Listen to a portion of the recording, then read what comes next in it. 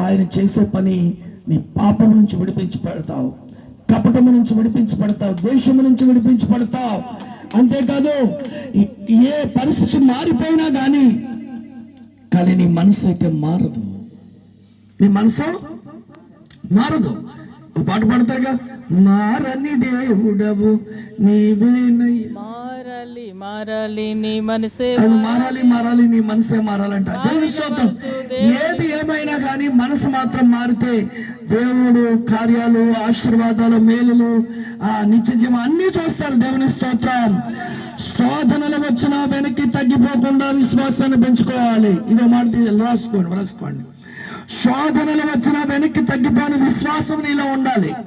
దేవుడు కార్యం చేస్తాడు. దేవుడు మీద ఆధారపడి నువ్వు నడవగలిగితే, నీ విశ్వాసాన్ని పెంచుకోగలిగితే, ఇవన్నీ ఉండగలిగితే నీవు ఖచ్చితంగా దేవుని దగ్గర నుంచి ఆశీర్వాదము పొందుకుంటావు. దేవుని చిత్తం చేయడంలో నువ్వు స్థిరంగా ఉండు. దేవుని చిత్తం చేయడంలో నువ్వు స్థిరంగా నిలబడితే చాలు. అందుకే దానికి కావలసిన పెట్టుబడి ఏంటో తెలుసా?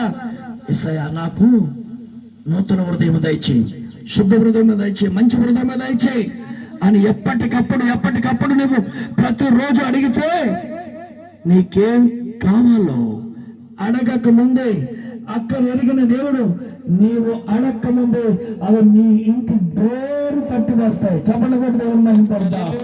నీ ఇంటి డోరు తట్టి మరీ వస్తాయి నీకు.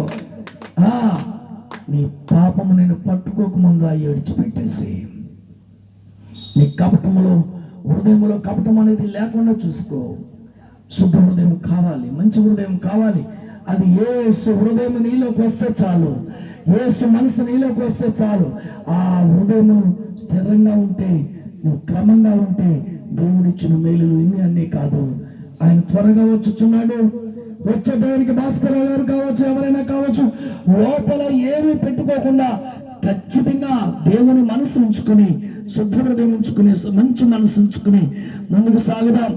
దేవుడు యేసుక్రీస్తు ప్రభు ఈ లోకానికి వచ్చి కన్య మరియమ్మ గర్భాన్ని జన్మించి మాదిరి చూపించి మంచి హృదయంతో అందరినీ ఆదరించడమే కాదు, స్వస్థపరిచి, విడుదలపరిచి, ఆరోగ్యం ఇచ్చి, ఒక మాదిరి చూపించి మన పాపముల నిమిత్తము, శాపముల నిమిత్తము, రోగముల నిమిత్తం, సమస్త కల్మషముల నిమిత్తం మనం పడవలసిన బాధ, వ్యాధి అన్ని మనం అనుభవించలేమని మన పక్షంగా ఆయన కలవరి శిలువలో మరణించి ఆయన 3వ దినం పునరుద్ధరణగా తిరిగి లేచి పరలోకానికి వెళ్ళాడు. మరలా రాబోతున్నాడు. వచ్చే టైంకి రాకడకు సిద్ధపడి శుద్ధమైన హృదయం దయచేసుకో. మంచి హృదయం, నూతన హృదయం కలిగి ఉండడమే ఆయన కోరుకుంటున్నాడు. ఈరోజు భాస్కర్ గారు ఈ కొడుకుని ఏర్పాటు చేశారు. ఈ కొడుకులో దేవుని మీతో మాట్లాడారు.